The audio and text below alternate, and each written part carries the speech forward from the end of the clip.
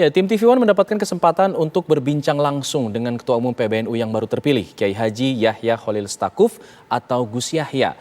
Gus Yahya membeberkan rencana PBNU ke depan di bawah kepemimpinannya dan menegaskan NU tidak akan lagi menjadi alat politik. Berikut wawancara kami dengan Kiai Haji Yahya Khalil Stakuf, Ketua Umum PBNU yang baru.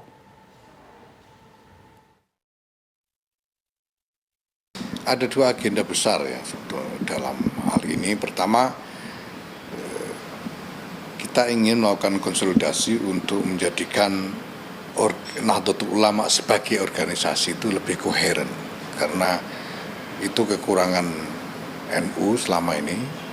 Kita ingin supaya NU nanti seluruh elemen-elemennya bisa bergerak seirama, bisa bergerak secara lebih rapi, menuju ke arah yang sama dengan irama yang padu. Yang kedua, bagaimana menghadirkan NU secara lebih konkret di tengah-tengah masyarakat. Maka saya sejak setahun terakhir ini, 2 tahun terakhir, saya mengkampanyekan semangat khidmah inklusif, pelayanan inklusif, bahwa NU ketika melakukan apapun, ketika mengembangkan program apapun, sasaran layanannya itu jangan hanya warga NU saja, atau jangan hanya umat Islam saja misalnya, tapi harus inklusif untuk semua orang.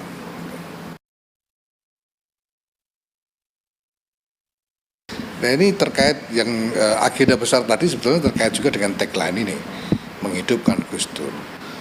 Nah, persoalannya Gus Dur sudah wafat, sudah tidak secara fisik berada di antara kita. Tapi fungsi Gus Dur, peran Gus Dur, makna kehadiran Gus Dur itu sebetulnya masih bisa kita hidupkan. Kalau kita berpikir tentang Gus Dur, ada 2 komponen penting di sini. Pertama, idealisme, dan kedua, visi. Idealisme Gus Dur itu adalah kemanusiaan universal, kemanusiaan yang inklusif, mengabdi untuk semua orang tanpa pandang bulu, tanpa peduli perbedaan latar belakang. Sedangkan visi beliau adalah mengupayakan transformasi masyarakat secara menyeluruh menuju ke kualitas hidup yang lebih baik. Nah, yang dilakukan ya 2 hal itu. Pertama, kita harus melakukan layanan yang inklusif untuk semua orang, mengabdi untuk semua orang, mengupayakan kemaslahatan untuk semua orang, dan membangun kinerja supaya apa yang dijalankan oleh organisasi ini sungguh-sungguh bisa punya dampak transformatif yang konkret. Ya, saya menyampaikan tentang jalannya muktamar yang alhamdulillah sangat baik prosesnya.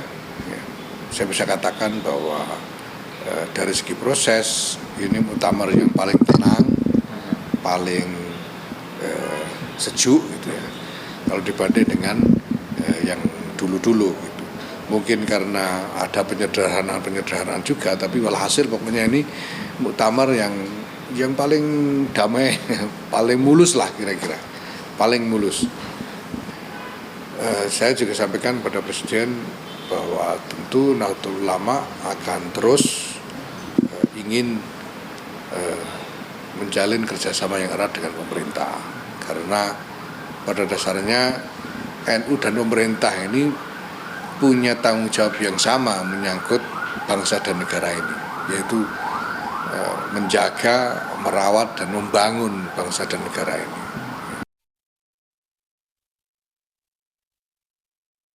Ya baik, karena gini, banyak orang menanyakan bagaimana hubungan NU dengan PKB misalnya. Ketika ya saya katakan bahwa hubungan NU dengan PKB itu alami saja selama ini, karena jelas-jelas ini fakta bahwa PKB itu didirikan oleh para pengurus NU pada waktu itu, dan bahkan saya sendiri juga termasuk salah seorang pendiri PKB. Nah, dan semua orang tahu ini, warga NU tahu itu gitu. Tapi pertama, toh selama ini warga NU tetap juga terbuka pilihannya gitu. banyak warga NU yang juga tidak memilih PKB, tidak ikut PKB juga banyak. Jadi ini sesuatu yang ya alami saja. Nah, sementara di sisi lain fakta bahwa dulu PKB didirikan oleh pengurus NU itu tidak lalu memberikan hak istimewa kepada PKB dalam kaitannya dengan NU sebagai institusi gitu. Jadi semuanya harus sama, tidak bisa lalu PKB ingin menjadikan PBNU sebagai alat politik, itu tidak benar. Begitu juga partai-partai politik yang lain.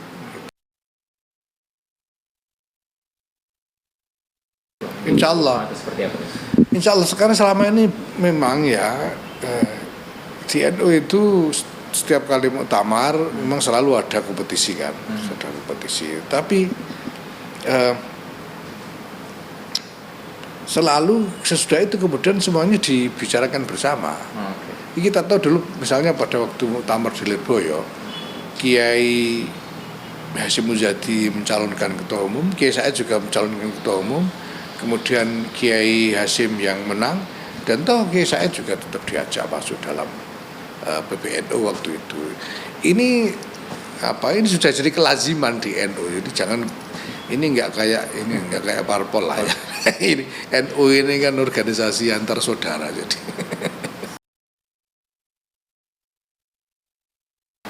Ya selamat tahun baru dan selamat menyambut tantangan-tantangan besar karena mulai 2022 ini kita harus segera melakukan tindakan-tindakan yang decisif ya, untuk merespons macam-macam prospek tantangan di masa depan. Misalnya kita harus segera 2022 ini kita harus sudah tahu benar apa yang harus kita lakukan untuk melakukan recovery sesudah pandemi. Apa strategi kita harus pikirkan dan harus sudah kita temukan jawabannya. Kalau enggak kita bisa terseok-seok gitu ya. Kita nanti 2024 akan punya pemilu, akan menghadapi pemilu ya, akan ada pemilu dan pasti 2022 ini semua orang harus membuat persiapan-persiapan, termasuk juga masyarakat pada umumnya. Nah, maka terkait dengan ini satu hal yang saya mohon sekali, kalau perlu saya mengemis, saya harus lakukan apa saja. Saya mohon janganlah lagi mengeksploitasi identitas sebagai senjata politik. Tolong hentikan. Ya, mari kita bangun demokrasi yang rasional.